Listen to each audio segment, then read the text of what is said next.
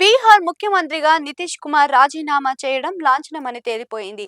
ఆయనే స్వయంగా ఎక్స్ ఖాతాలో తాను జాతీయ రాజకీయాలకు వెళ్తున్నట్లుగా ప్రకటించారు. దాంతో ఆయన కోరి మరీ వెళ్తున్నారు అని అనుకోవాలి. అయితే ఇది బయటకు కనిపించే విషయంగా ఉన్న అంతర్గతంగా చాలానే ఉంది అని అంటున్నారు. అదేంటి అంటే నితీష్ బీహార్ సీఎంగానే ఉండాలి అని భావించారని అంటున్నారు. కానీ ఎన్డీఏ కూటమి బీహార్లో అధికారంలో ఉంది. కూటమిలో బీజేపీకి 89 సీట్లు ఉన్నాయి. అంతేకాదు లోక్ జన శక్తి పార్టీ, మాంఝీ పార్టీ సహా మిత్రులు అంతా బీజేపీకి మద్దతుగా ఉన్నారు. అలా చూస్తే మొత్తం మ్యాజిక్ ఫిగర్ అయిన 123 సీట్లకు బీజేపీ అతి చేరువలోనే ఉంది. ఇప్పుడు కూడా బీహార్లో సీఎంగా నితీష్ ఉన్న కీలక శాఖలు అన్ని కూడా బీజేపీ వద్దనే ఉన్నాయి. బీజేపీ మాటే అన్నింటా చెల్లుబాటు అవుతుంది. ఇక నితీష్ కూడా సుదీర్ఘకాల బీహార్ సీఎంగా ఉంటూ రికార్డు క్రియేట్ చేశారు.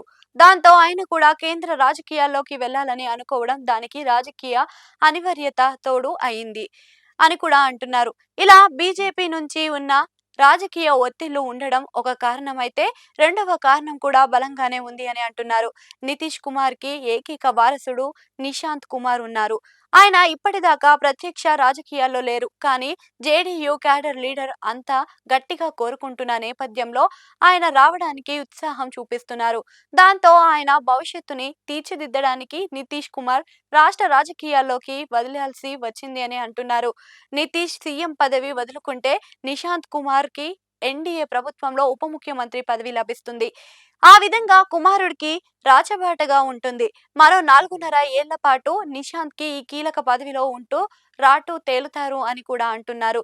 ఇక నితీష్ కుమార్ కి కేంద్రంలో కీలక పదవి కూడా దక్కుతుంది. అలా ఒకే కుటుంబంలో తండ్రి కొడుకులు కీలకమైన పదవులకు దక్కించుకుంటారు. అంతేకాదు నిశాంత్ రాజకీయ జీవితాన్ని కేంద్ర మంత్రిగా ఉంటూ తీర్చిదిద్దవచ్చు అన్నది కూడా నితీష్ కుమార్ కి ఉంది. ఈ విధంగా అనేక రకాలైన ఆలోచనలతో ఆయన సీఎం పదవిని వీడారని అంటున్నారు. నిజానికి చూస్తే నితీష్ ఆషామాషా నాయకుడు ఏమీ కాదు. ఆయన వ్యూహాలు ఆయనకు ఉన్నాయి. రాజకీయ చతురుడుగా పేరుంది. లేకపోతే లాలూ ప్రసాద్ యాదవ్ ప్రాబల్యంతో బలంగా ఉన్న ఆర్జేడీ కోటలను కూల్చి మరీ ఎన్డీఏ స్థాపన జరిగేలా చేశారు. అంటే నితీష్ ఇమేజ్ ని ఊహించుకోవచ్చు అని అంటున్నారు. మొత్తానికి చూస్తే కనుక నితీష్ కొంత అయిష్టంగానే బీహార్ పీఠాన్ని వదులుకుంటున్నారు. అదే సమయంలో దూరదృష్టితోనే వ్యవహరిస్తున్నారు అని కూడా అంటున్నారు. చూడాలి మరి రానున్న కాలంలో బీహార్ మీద నితీష్ పట్టు ఏ విధంగా బిగుసుకుంటుందో లేదా సడలిపోతుందో అన్న సంగతి.